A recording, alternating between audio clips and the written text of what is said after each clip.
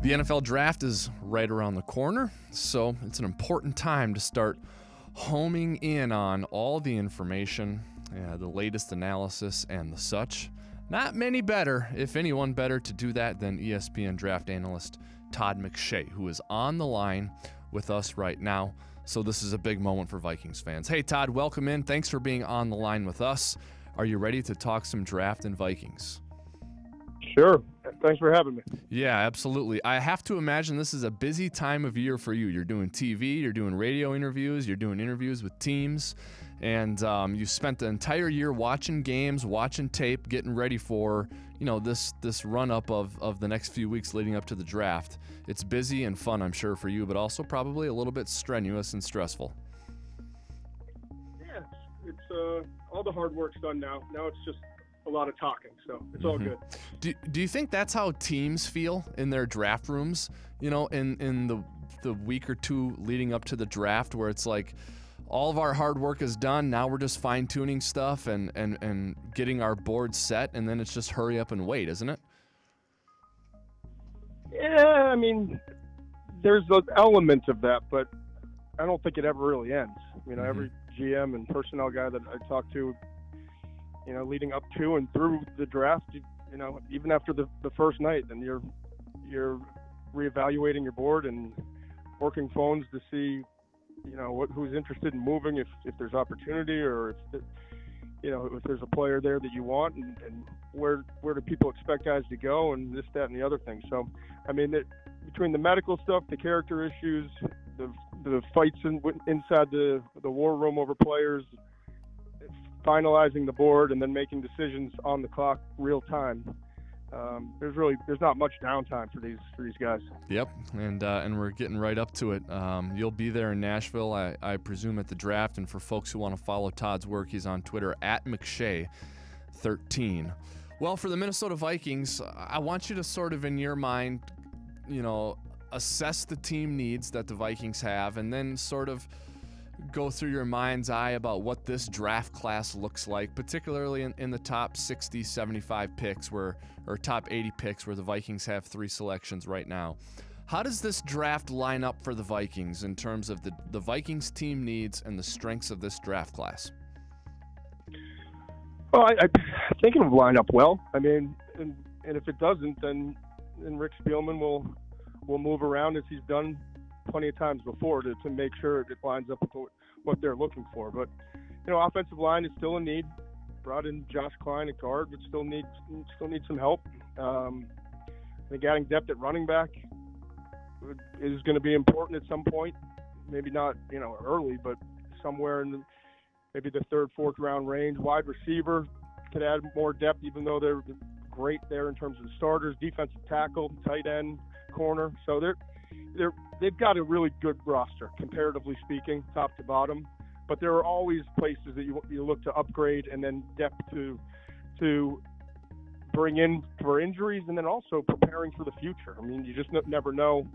You got to look ahead to what guys are going to be free agents in 2020, and try to bring in someone who can compete for that spot if you wind up losing that player or can't afford to pay him. So in terms of this year's class, I mean, look at the offensive line. I think the interior is especially strong. I think of the latest mock draft, I gave him Chris Lindstrom, the guard from Boston College. But between Lindstrom and Garrett Bradbury, who's a center that could play guard from NC State, Eric McCoy from Texas A&M, there's just a lot of good interior offensive line. And then the nice part about running back, receiver is how deep those groups are in terms of later in the draft. They're not very good in terms of the first round talent, but you get in the 2nd, 3rd, 4th rounds, I think there's a lot of quality players and values to be had. The wide receivers, especially bigger wide receivers, there's so many big dudes this year. I mean, you've got in addition to DK Metcalf, who will be a first round pick coming out of Ole Miss. You got J.J. Whiteside or Arcega Whiteside from Stanford, who's 6'2", 225. N'Keal Harry, who's 6'3", coming out of Arizona State. Miles Boykin, 6'4", over 200 pounds, and ran 4.4s.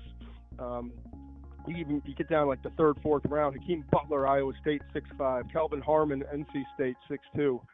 And then at running back, again, not a very good group. Josh Jacobs from Alabama might be the only back that goes in round 1. But you've got a lot of options later on, like Miles Sanders from Penn State. David Montgomery's a grinder from Iowa State. Justice Hill has speed, ran a 4.4 flat at the combine coming out of Oklahoma State. Travion Williams, kind of a scat back who does it all from Texas A&M. Damian Harris, the other back in the backfield for Alabama, who we talked about early on, could have been maybe potentially a second rounder. I think he's more probably third, fourth round range, but and Bryce Love from Stanford, who's coming off the injury, and you might have to redshirt him as a rookie, but you're getting a player who at one point in time we're talking about in the first couple of rounds, and you could probably get him in the fourth round if you're willing to wait a year.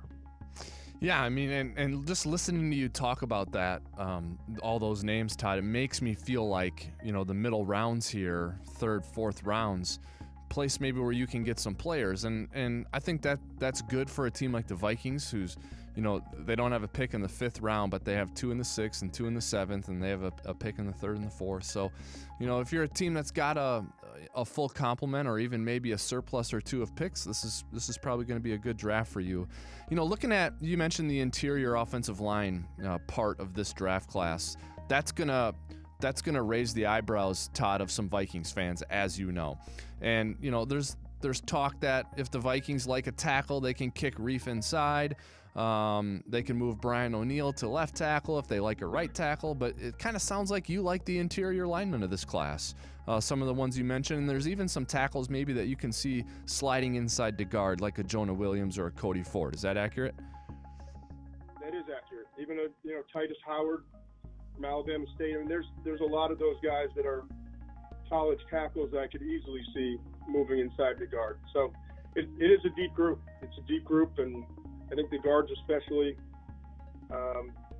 beyond the top guys, Windstroms and Drew Samias of the world, Mike Jordan from Ohio State's a really good player. The 2 Wisconsin guys I think will bring value. Michael Dieter and Bo Benshaw.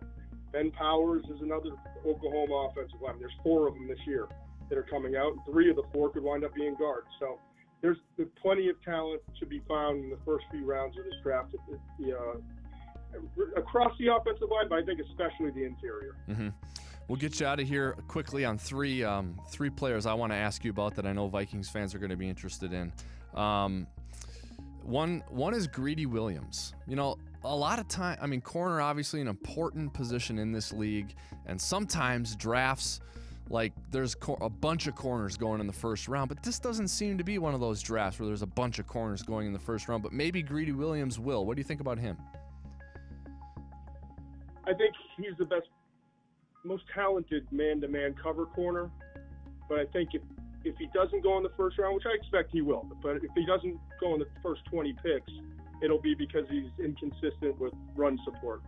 You got to be able to tackle in space these days, and that's the one area of his game that he's going to have to improve upon.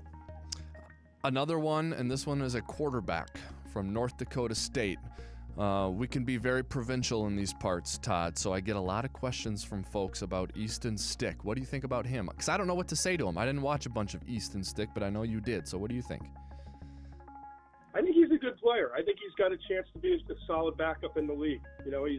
He's not the biggest guy, 6'1", 220, but he's got mobility. He's got a solid arm. Comes from a program that's had success, and I was impressed at the combine. Those guys, he had to throw basically every drill for 4 straight days and hung in there and showed a lot of touch and good timing and different things. So I think he's got a chance. He's one of 13 quarterbacks that I've given a draftable grade to this year. Okay, interesting. I kind of lied. I said there's a third player that Vikings fans may be asking about a lot about. This player is just one that I like. I really like this player when I watch him. I think he looks good, and I don't even know what his NFL fit or scheme fit is. I don't know where he's going to go or if the Vikings are interested. I really like Mississippi State defensive back Jonathan Abram. Do you? I do. He's one of my favorite players in the draft. plays his tail off. Yep. He plays hard. He can cover. He's got speed. He's, I think, even better versus the run. Great range. And the thing I keep hearing from guys in the league is how great of an interview he is. He loves ball. He's all in. And I think he's the type of player you get later in the first round that comes in and makes an immediate impact and provides some leadership on your defense. All right. Warm temperatures, hot chicken, country music, and the NFL draft, they all converge in Nashville, Tennessee. You're going to be there, I would imagine. So are we. So maybe we'll run into you at the draft and see what you're thinking on draft day, okay? Sounds good, man. Enjoy the trip. Okay, we will. We'll see you soon. Thanks for your time, Todd. Okay. You got it. Take care. Bye.